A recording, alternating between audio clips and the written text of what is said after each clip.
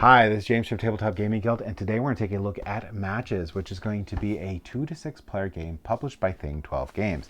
In this game, you're going to have to burn the world down. You're going to be playing over 4 rounds, and you're going to be trying to collect the most fire tokens by the end of the game to win.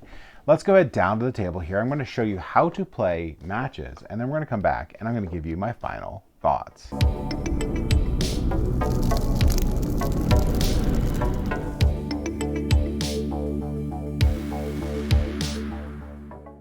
All right, so this is the game of Matches. In the game of Matches, we're going to play over 4 rounds here. And at the end of the 4th round, the player who has the most of these burn tokens here is going to win the game. Now you have yellow tokens, which are worth 1, and red tokens, which are worth 5. This is a finite resource here. So once we run out, you're going to continue playing to the end of the 4th round. But if there's nothing available in the reserve here, you're not going to be taking any fire tokens in. So that's one thing to keep in mind. And at that point, you're going to want to really pay attention to tiebreakers, and just in case there's a tie, and that would be your goal to meet, which we'll go over in a minute. So you're going to be getting these fire tokens throughout the game. That's going to be what you're going to use to win. Well, how do you play the game itself? Well, there's 2 decks here. So this deck here, we're not going to worry about for right now. We're going to swing back to that at the end here, and I'm going to show you how to play with this optional deck, which I think is really cool. But for now, we're going to set that aside. A couple things to mention. The game comes with this really, really nice bag here that you could put all your fire gems in. Really nice quality. Really appreciate they did that. And the box here looks like a matchbox, which I really think is really, really cool. Very high quality too. Like it a lot. All right, so what are we going to do? Well, first we're going to pick who the lead player is, and that player is going to be the last player to have been burned. Or you can, choose that lead player any way you want. But anyway, you'll have a lead player. That lead player is going to deal out cards. Now, if this is anything but a 6-player game, you're going to deal out 10 cards. If this is a 6-player game, you're going to deal out 9 cards. And that's going to be the same for every round, for all 4 rounds. You'll get your hand of cards, and the lead player is going to take a look. And before they play their first card in the first round, they're going to set aside 4 of these yellow fire tokens for the 4 other rounds here, or for the 4 rounds. So I have my stuff here, and I'm going to now think about what I'm going to have for my lead card here. And before I put it out, I'm going to give the player to my left 1 fire token, the player to their left 2 fire tokens, the player to their left 3 fire tokens, and so on. But I will start with the 0. Because when I place this down, I'm going to pick a card, place it face up, and put a fire token on it, not from my supply. So what I'm looking for here is during the game here, we are going to be trying to match the lead card that I put out. So if I put a 7 of matches, I'm going to want to be able to get that number 7 as much as possible. Or if I pick 9, I want to get it as much as possible. This card right here automatically matches the card that's out there. Now these cards will go 1 through 10. And just because I'm going to go ahead and pick the 7 because I seem to have a lot in there. Now I'll go ahead and put a fire token on that, and that'll start the round. And I'm going to be trying to stay in the game long enough to get all the fire tokens that come out. Now each player on their turn gets to make a couple different decisions. We're going to go clockwise, so the player to my left will go next. They can do 1 of 5 different things. They can place out a matching card, so a 7. If they do, we're going to put another fire token on it. The other thing they can do is put a pair down. Now, a pair doesn't actually have to be a pair. It could be any number on here. Let's say set. But every set could give you fire tokens at the before the round's end, and we'll go over that in a second. So that's the second thing I can do. So the set here, or whatever number of cards, will equal the card that's out there. The third thing I can do is I can place out this card right here, and this auto matches this. And it's a single card, so anytime you do a single card, you're going to put another fire token on it. That stays in the middle. These cards will stay in front of those players because they are important.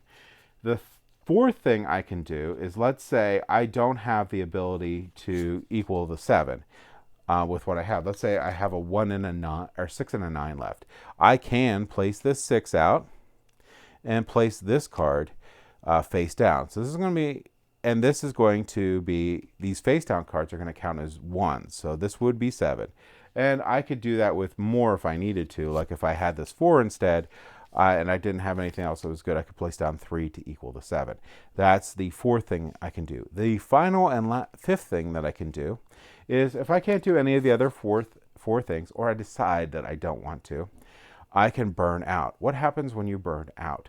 Well, when you burn out, you're going to get a fire token for every set that you put out. Now, a set can have more than 2 cards in it, or a pair can have more than 2 cards in it, but that will only count once for each one. So I will get a fire token for each one, and I'm out of the round. Now, it's important to know that once you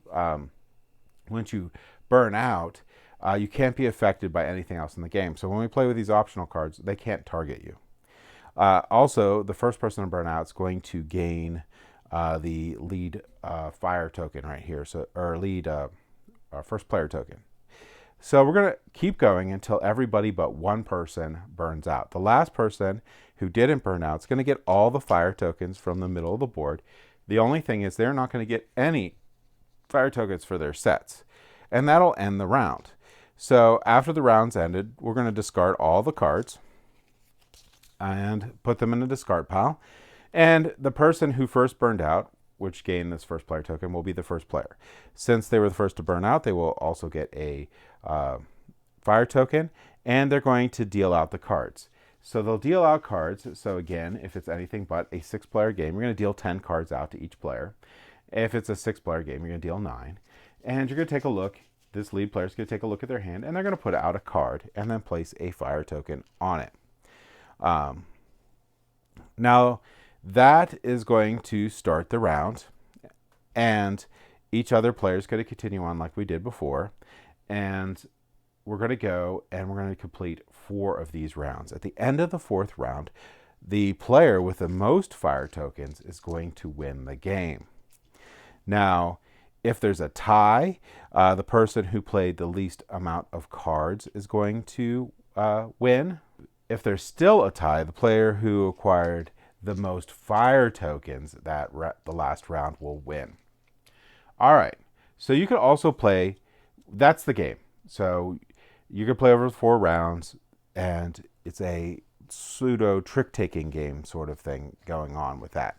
But there is an optional rule for this game here where you can play with these burn cards. And the way this works is you're going to have unique abilities for these cards here. Now, there are some duplicates of some of them, but each of these types are going to give you, actually, I don't know if there's duplicates, but each of these cards is going to have a unique game effect that you can do.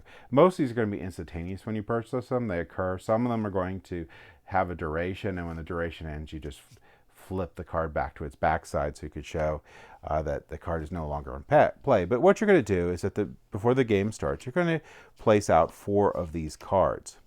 And this is going to be the market people can spend their burn tokens on. And the way this is going to work is the farthest out is going to be 1 burn token, 2, 3, and 4. And on your turn, as a free action, you may spend your fire tokens to purchase a card and then fire off its effect. Once you purchase one, so let's say I purchase this one, you'll move all the others down and you'll place a new card out. So these ones will now become cheaper. And that is basically the rules for explaining these burn cards here. So it's really easy to get ahead. You may decide to put these cards in immediately when your first game. However, I do think you might want to run through one game before you put them in. But other than that, these are pretty much an auto include all the time for me. They were really cool and add an extra layer to the game. So that's the burn cards. That's how you play the game. A couple other things I'll mention is just going on with the component quality of this game here. The component quality of this game is amazing. They really, Think 12 Games really puts a lot of thought into making sure their games are really high quality. Love the first player token. These cards are really good quality. They're going to last a really long time. The rule book was really well laid out. It has examples in there. Let's see if we find it here. It has really, I love the art that they put in everywhere. It has really good examples for everything and how to play. And It comes with like newspaper clippings that are really fun to read. And also, I'm a really, really big fan of the two-player game that they came out with, which is the Seals of Cthulhu. And they have this little, I guess, promo pack that you get inside there. And it comes with another little letter here. Because in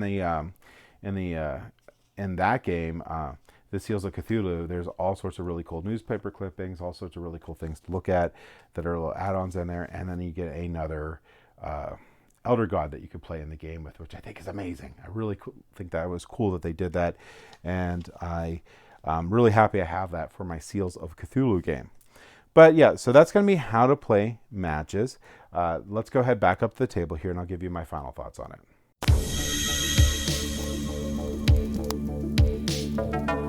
All right, so that was matches. Now, as I showed you in the video, component quality for this game is phenomenal. It was really, really well produced. Even the box here looks like a matchbox. You can see this is going to be the striking side, and it opens like a matchbox. Really cool. This is actually really thick cardboard too, so it's going to be lasting you a really long time. They really put a lot of thought into their games, a lot of theme into their games. You can tell that from all the different art that's in it, all the little news clippings that come in the games. They really love what they do, and that really reflects in the game itself. Now, gameplay for this is going to be a unique, like trick-taking-ish game, as you saw there, and it is a lot of fun. This is going to be the type of game that's going to be super easy to teach. You can bring it out and play with friends and family. You can actually fit everything in that little cloth bag that I showed you, so you don't have to take this big thing with you if you want, not that it's that huge, and make it a little bit more portable. Tons of replayability in this game. Really, overall, just a really fun trick-taking-ish game. Now, you're going to have to be okay with the theme on there. I like that sort of idea, and I don't know what you call it idea, but I like that sort of theme on there for the games, like a Halloween-ish type thing, Cthulhu-ish really theme. I have a lot of Cthulhu games I like, so this fits in perfectly. In fact, this is probably going to be a great game to play in between games of like Death May Die or whatnot. This would be really fun to play. And they also came out with another Cthulhu-themed game called the Seals of Cthulhu, which is a two-player version, which is also phenomenal. And like you said, like I showed you, you do get a promo card inside here for that game.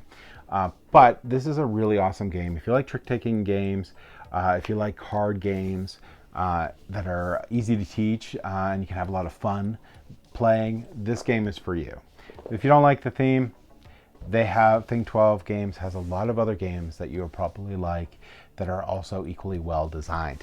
But that was my thoughts on matches. I like it. This one's going to go in my collection. Not a lot of games go into my collection, but this is definitely one that's going to go in. I like it that much. So yeah, if you like what we do, please like and subscribe. It really helps us out a lot.